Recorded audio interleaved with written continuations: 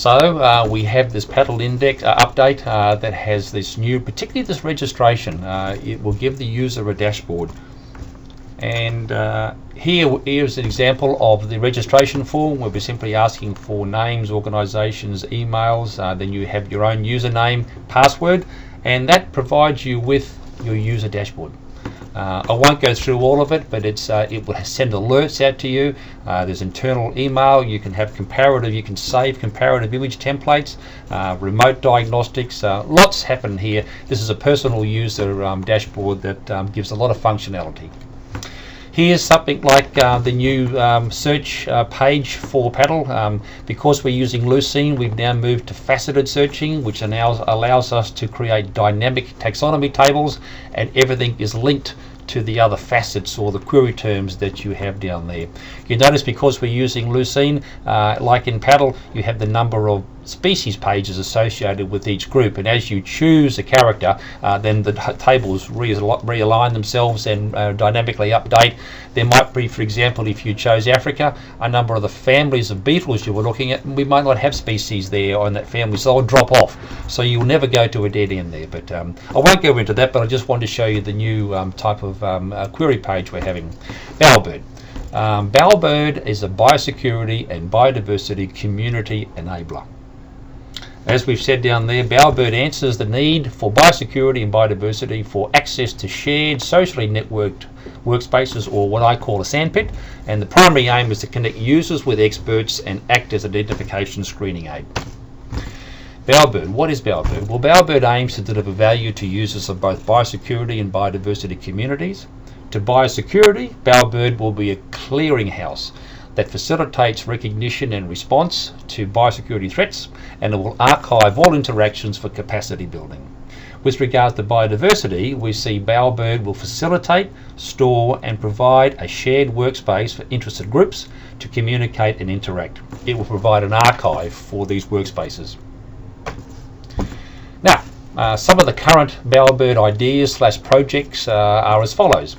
We have the ability to create and administer community or scientific user groups. We already have the software. It was created for a product last year that is called Collectish. And that allows you to go and create a user group. You might have collectors of stamps or of motor cars or whatever. You can form a group, you can then upload images, and you can share and form your own group there. So we have the software already called Collectish. We will have structured image galleries for registered users with a suite of image tools, batch load, user image annotation, a wide range of formats will be able to there. This software is being built currently for the new PaDIL, so we'll have that up and going.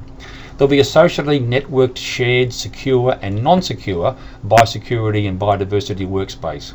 We're currently working with the other NCRES agency, ABIN, the Australian Biosecurity Information Network, which appears willing to fund this development.